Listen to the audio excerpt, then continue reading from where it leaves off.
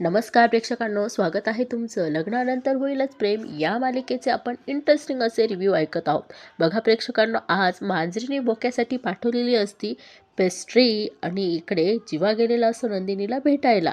आता बघूया यांच्यामध्ये काय काय होणार आहेत ते.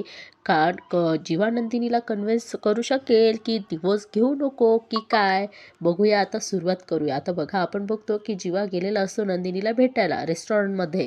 इकडे नंदिनी म्हणती, तर तेवढ्यात जीवा म्हणतो की मी खायला काहीतरी ऑर्डर करू का? तू माझी इतका वेळ वाट बघत होतीस, काही खाल्लं नशील ना, म्हणून भूक लागली असेल. जीवा म्हणतो, खरं तर तू सगळ्यांच्या जेवणाची काळजी घ्यायचीस. जीवा म्हणतो की तू आता घरी नाहीयेस, आय मीन तू आपल्या घरी नाहीयेस ना, म्हणून. जीवा म्हणतो की तू तिथे वेळेत जेवायचीस ना. पण बघा प्रेक्षकांनो, ही नंदिनी त्याला खूप इग्नोर करत असते. म्हणजे ती असं समजते की तो अनोळखी माणूस आहेत, त्याच्यासोबत व्यवस्थित बोलणं नाही, काही नाही, काही नाही.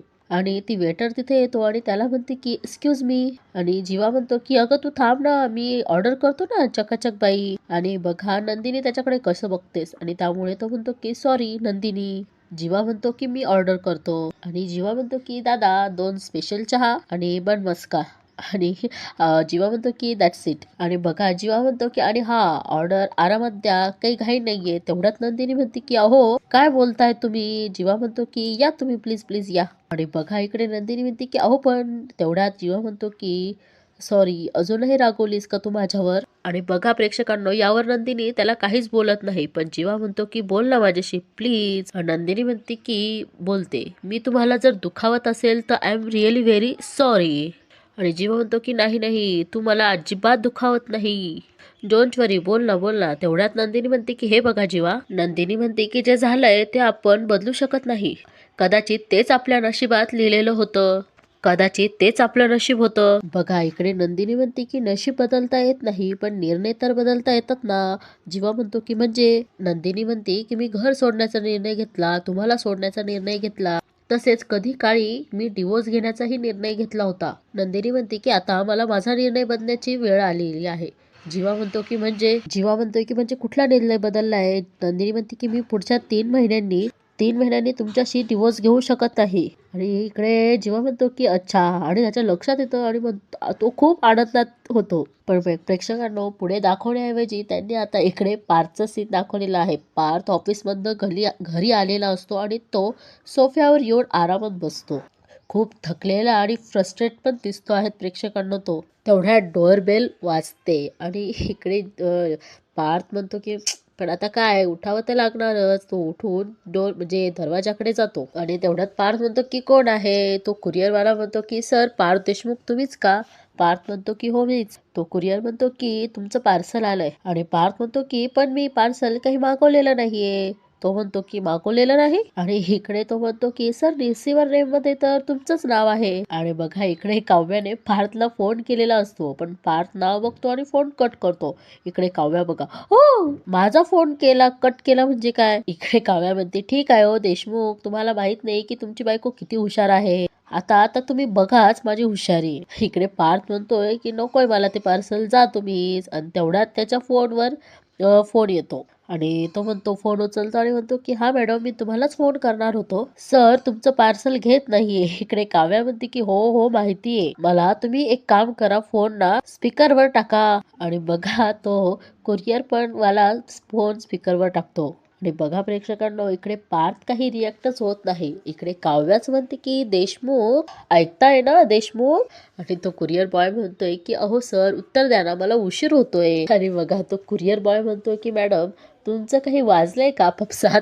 तो म्हणतोय की कारण सर माझ्याकडे पाहून खुन्नस देत आहेत, मला भीती वाटते. तो कुरिअर बॉय म्हणताय की ते ऐकताय, तुम्ही बोला पटकन. काव्या म्हणते की देशमुख, ऐकताय ना तुम्ही माझं. ती म्हणते ठीक आहे, नका बोलू माझ्याशी. काव्या म्हणते की कधी काळी मोहिते सदनमध्ये तुम्ही डिलिव्हरी बॉय बनून माझ्यासाठी रेड वेल्वेट पेस्ट्री घेऊन आला होता. आठवतंय आणि आज माझ्याकडून छोटी ट्रीट आहे समजा. घ्या ना ती पेस्ट्री. इकडे पार्थ म्हणतो की नकोय मला.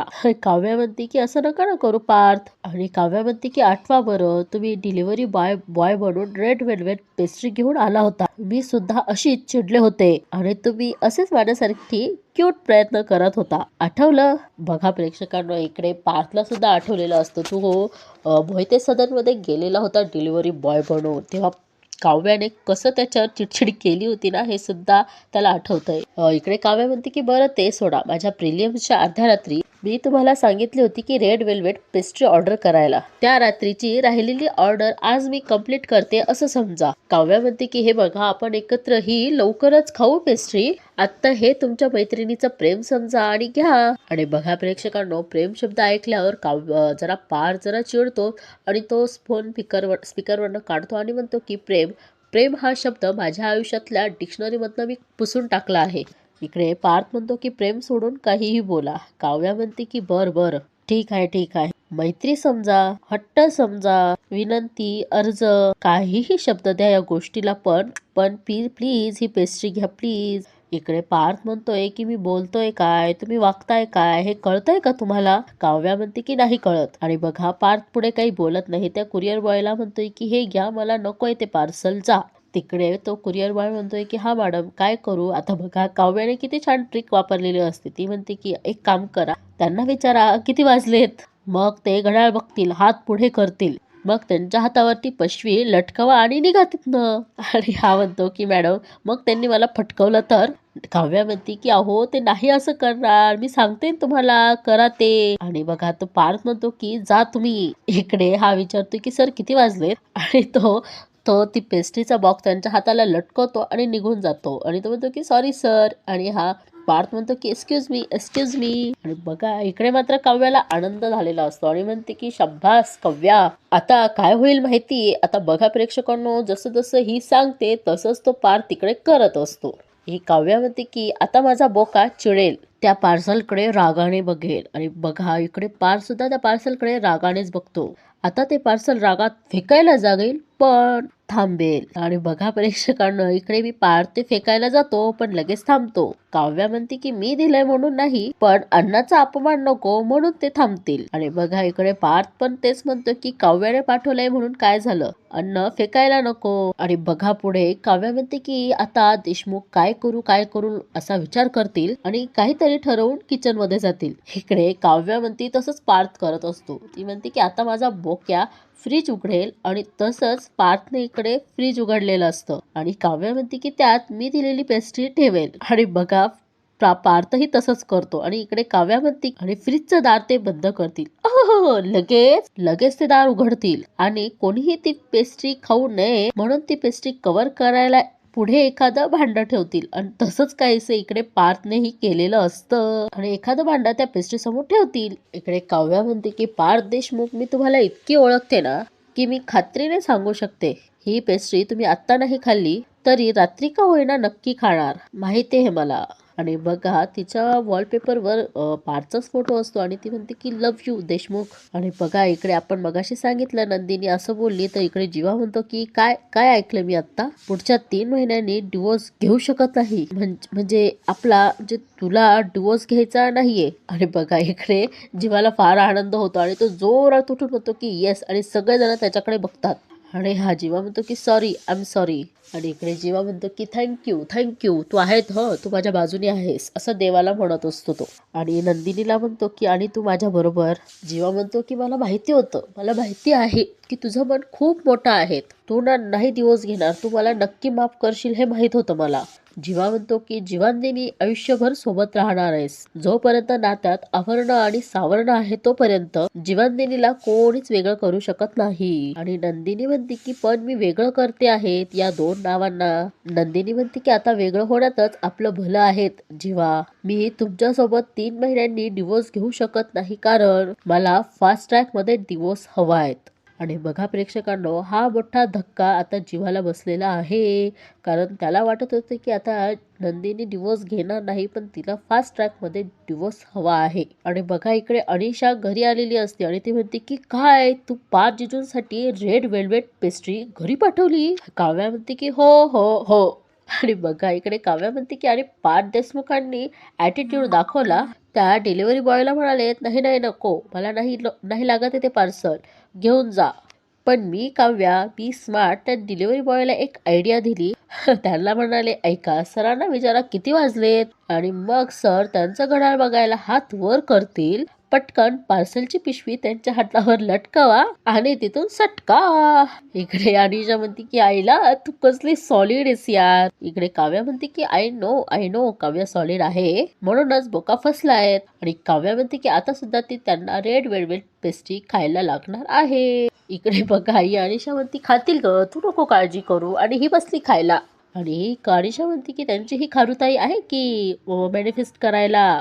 काव्या म्हणते की खातील, 100% खातील, आणि काव्या म्हणतील मला स्वीकारतील सुद्धा. आणि काव्या म्हणते की तोपर्यंत मी माझे प्रयत्न 100% करत राहणार आहेत अनिशा म्हणते की कारण गुरुजी नेहमी म्हणता प्रेम आपल्याला दुबळं बनवतं, पण प्रेमातच सगळं मिळवण्याची ताकद सुद्धा असते. अनिशा म्हणते की हो, असं कोणते गुरुजी म्हणाले होते ग? काव्या म्हणते की अगं आपल्या कॉलेजच्या प्रीमायसेसच्या वेळेस जे गुरुजी भेटले होते त्यांनी आपल्याला जे सिक्रेट सांगितले होते ते देशमुखांचे गुरुजी. अनिशा म्हणते की अरे बापरे, ते गुरुजी राहू देच बाबा, असे गुरुजी ना आयुष्यातच नको.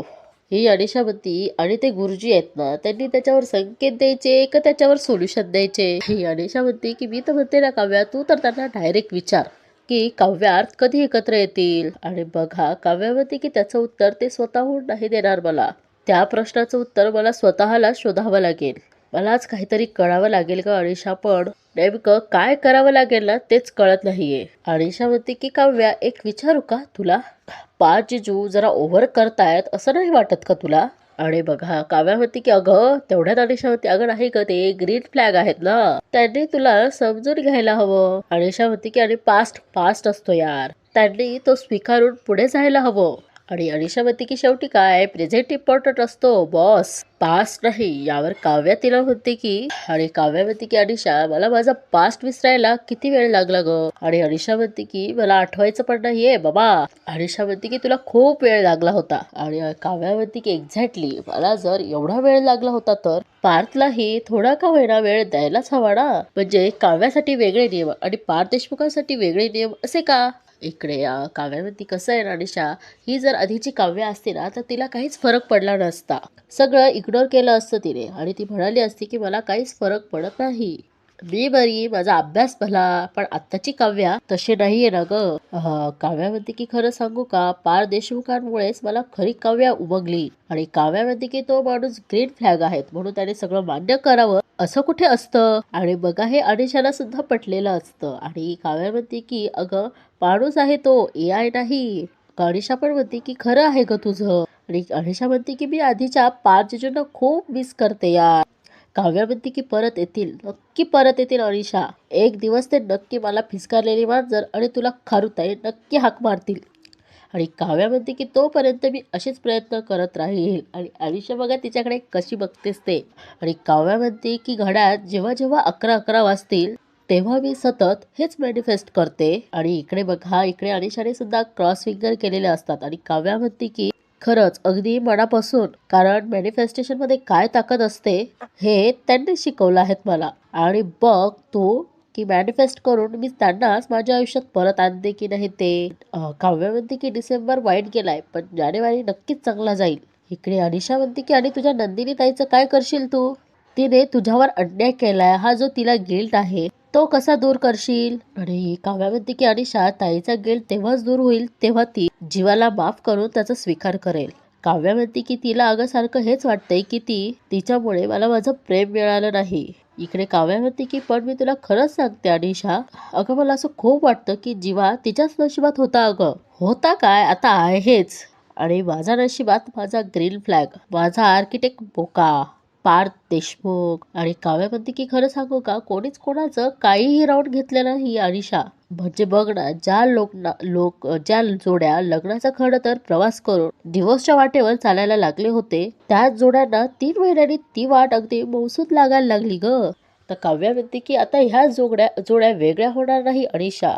हॅप्पी एंडिंगच्या फिनिश लाईन पर्यंत त्या नक्की पोहोचतील. डिवोर्स नावाचा डोंगर त्यांच्यावर कधीच कोसळणार नाही, खात्री आहे मला. आणि बघा प्रेक्षकांना, इकडे तर आता काव्या लागली आहे तिच्या कामाला, म्हणजे पार्थच्या प्रेमाला, विश्वासाला जिंकण्यासाठी. आणि आता इकडे बघा जीवाला कळतं, तो म्हणतो की डिवोर्स, तो जोरात बोलतो तर सगळ्यांना ते ऐकूही जातं, सगळेजण त्याच्याकडे बघतात. आणि जीवा म्हणतो की काय बोलतेस तू? आणि जीवा म्हणतो की तुला फास्ट ट्रॅकवर डिवोर्स घ्यायचा, आर यू सिरियस? नंदिनी म्हणते की हो जीवा. नंदिनी म्हणते की कारण मी आता या लग्नात नाही राहू शकत. इकडे जीवा म्हणतो की हे हे बघ नंदिनी, आणि तिचा हात पकडायला जातो तर ती हात मागे घेते. आणि जीवा म्हणतो की हे बघ मला तुझा राग कळतो आहे. नंदिनी म्हणते की रागावले नाहीच मी, दुखावली गेली आहे. माझ्या बहिणीचं सुख माझ्यामुळे हिरावलं गेलं म्हणून दुखावल्या गेली आहेत मी. माझ्या नवऱ्याचा विश्वास जिंकू शकले नाहीयेत म्हणून हारली आहेत मी. त्यामुळे नंदिनी म्हणते की तुम्ही सुद्धा डिवोर्ससाठी तयार राहा. इकडे नंदिनी म्हणते की निदान मी माझ्या नजरेला नजर देऊन मिळू तरी शकेल. बघा इकडे का जीवाला खूप मोठा धक्का बसतो. त्याचं म्हणणंच नसतं, त्याला हे मान्यच नसतं. तो म्हणतो नाही नाही नंदिनी. आणि तो बघतो, इकडे तिकडे बघतो आणि तिच्याजवळ खुर्ची देतो आणि म्हणतो की एक सेकंद. जीवा म्हणतो की ऐक तू शांत हो, प्लीज शांत हो. आणि जीवा म्हणतो की आपण एक काम करूया, जरा मागे जाऊयात, विचार कर. म्हणजे जीवा म्हणतो की आज आपल्या लग्नाचा दुसरा दिवस आहे. विचार कर, फक्त विचार कर, नीट विचार कर, शांतपणे विचार कर. तो म्हणतो की आज आपल्या लग्नाचा दुसरा दिवस आहे. मी तुला माझा आणि काव्याचा सगळा भूतकाळ सांगितलेला आहे. जीवा म्हणतो की आता सांग काय करशील? नंदिनी म्हणते की आता ह्या सगळ्यावर बोलून काय उपयोग आहे जीवा? जीवा म्हणतो की असं काय करतेस? आपण बोलतोय ना, डिस्कस करतोय ना, तू सांग ना मला. मी तुला सगळं सांगितले आहे, तू आता काय केलं असतंस? आणि बघा नंदिनी म्हणते की मी हे लग्न मोडलं असतं. आणि जीवा म्हणतो की तू माझ्यासाठी आणि काव्यासाठी हे लग्न मोडलं असतं, राईट? ग्रेट. आणि जीवा म्हणतो की मग काय केलं असतं? नंदिनी म्हणते की मग काही नाही, थोडा वेळ घेतला असता, काही महिन्यांनी वर्षांनी सावरलं असतं स्वतःला. आणि जीवा म्हणतो की आणि लग्न तेवढ्यात नंदिनी म्हणते की आता विचार केला तर असं वाटतं मी कोणासोबत लग्न केलं नसतं. आणि बघा जीवा म्हणतो की सेम. आणि जीवा म्हणतो की सगळं कळल्यानंतर तुला काय मिळालं असतं? इकडे नंदिनी म्हणते की जे माझ्या बहिणीला हवंय ते तिला मिळवून देऊ शकले याचं सुख, आणि तुम्हाला नको त्या लग्नातून मोकळं करू शकले याचं समाधान. जीवा म्हणतो की नंदिनी, या गोष्टी बोलायला ऐकायला सोप्या वाटतात. तू तुझ्या बहिणीसाठी लग्न मोडलं असतंच, ग्रेट, पण त्याने माझ्या भावाचा संसार मोडला असता त्याचं काय? आणि जीवा म्हणतो की तू मला काव्यासाठी मोकळं केलं असतंस, तू महानच झाली असतीस. माझ्या भावानेही माझ्यासाठी आणि काव्यासाठी स्वतःचा विचार केला नसता आणि माझ्यासाठी तोही महान झाला असता. माझं काय मला बरं वाटलं असतं या सगळ्यांनी? नाही, मी कदाचित काव्यासोबत लग्नच करू नसतं शकलं. अगं, तुम्ही आमच्यासाठी त्याग केला असता, पण तुमच्या निर्णयामध्ये कायम अनमॅरिड राहिलो असतो. खरंच हेच झालं असतं, खरंच. आणि जीवा म्हणतो की कारण आपण चौघेही खूप सेन्सिटिव्ह आहोत. जीवा म्हणतो की इमोशनल फुल्स आहोत अगं. आणि हाच प्रॉब्लेम आहे. तुझ्या बहिणीला त्रास झाला की तुला त्रास होतो, माझ्या भावाला त्रास झाला की मलाच त्रास होतो, त्या दोघांचंही सेम आहे. आणि म्हणून म्हणतो जीवा म्हणतो की मी म्हणून सांगतो की आपल्या चौघांच्या परिस्थिती विलर आहेत, आपण नाही. कळतंय का तुला? इकडे जीवा म्हणतो की गेटिंग माय पॉइंट. इकडे नंदिनी म्हणते की हे बघा जीवा, मी आता स्वतःला तुमच्यासोबत नाही बघू शकत. नंदिनी म्हणते की 16 डिसेंबरला जे प्रोजेक्टरवर मी जे काही पाहिलं ते नाही विसरू शकत जीवा. इकडे जीवा पण प्रयत्न करून शेवटी शांत होतो. आणि इकडे नंदिनी म्हणते की आय एम सॉरी, पण त्या बद्दल मी पुन्हा विचारून सुद्धा तुम्ही माझी दिशाभूल करत राहिला, हे माझ्या कायम लक्षात राहील जीवा. नंदिनी म्हणते की तुम्ही मला फ्रेंडशिप बँड बांधला होता, पण तुमच्याकडून आपल्यात मैत्री कधीच नाही झाली. मी तुम्हाला मित्र मानलं कायम. इकडे नंदिनी म्हणते की पण तुम्ही नाही मानलं. नंदिनी म्हणते की तुम्ही मला मैत्रीण मानलं असतं तर तुम्ही मला कधीतरी विश्वासात घेऊन हे सगळं सांगितलंच असतं. आणि बघा इकडे नंदिनी म्हणते की असो, आता सगळं संपलं आहे. नंदिनी म्हणते की सगळं तुटलंय आता. इकडे जीवा म्हणतो की नंदिनी, मला तुटलेलं सगळं जोडता येतं. आणि इकडे नंदिनी म्हणते की मला जोडलेलं काहीच नको आहे जीवा. नंदिनी म्हणते की काय आहे, एखादा धागा तोडल्यानंतर त्याची गाठ बांधली तरी ती खूण कायम तशीच राहते, आणि ती खूण कायम तुटलेल्या नात्याची आठवण करून देत राहते. नंदिनी म्हणते की मला आता जोडलेलं, जबरदस्तीने राधलेलं काहीच नको आहे जीवा. जेव्हा नंदिनी म्हणते की मला मुक्ती हवी आहे, इकडे नंदिनी म्हणते की त्यामुळे मला डिवोर्स द्या आणि मुक्त करा मला. आणि बघा प्रेक्षकांनो, आता इकडे मुक्त करा असं म्हटली, पण आता जेव्हा काय करेल ना प्रेक्षकांनो, याचा अंदाज आपल्याला पण नाही येत. असो, इथेच या मालिकेचा एपिसोड संपतो. आता आपण बघू की पुढील भागामध्ये काय दाखवलेले. इकडे काव्या आणि नंदिनी हे दोघे शेकोटीसमोर बसलेल्या असतात. काव्या म्हणते की तू माझ्याशी बोलत नाहीये, बाबा माझ्याशी बोलत नाहीये, एकटी पडली ग ताई. काव्या म्हणते की ह्या घरातला कोपरा न कोपरा मला आपलासा वाटायचा, त्याच घरात आता एकटं वाटायला लागलेलं आहे. इकडे पार्थ कांदा बघतो आणि जीवा म्हणतो की हे घे ना माझ्यातलं घे. तर पार्थ म्हणतो की नाही नको. जीवा म्हणतो की काय रे दादा असं काय बघतोय, लहानपणापासून तर आपण सगळं वाटूनच खात आलोय. आणि बघा इकडे पार्थला ठसका लागतो आणि इकडे जीवा म्हणतो की एक मिनिट मी तुझ्या डोक्यावर पाणी थापडतो. तेवढ्यात पार्थ त्याचा हात बाजूला करतो प्रेक्षकांनो. आणि बघा इथेच या मालिकेचा एपिसोड संपतो. आजची मालिका तुम्हाला कशी वाटली हे नक्की कमेंट करून सांगा आणि चॅनलला सबस्क्राईब करायला मात्र विसरू नका. प्रेक्षकांनो, आपण उद्या पुन्हा भेटू या मालिकेच्या इंटरेस्टिंग अशा रिव्ह्यू सोबत. तोपर्यंत तुम्ही काळजी घ्या. Bye bye.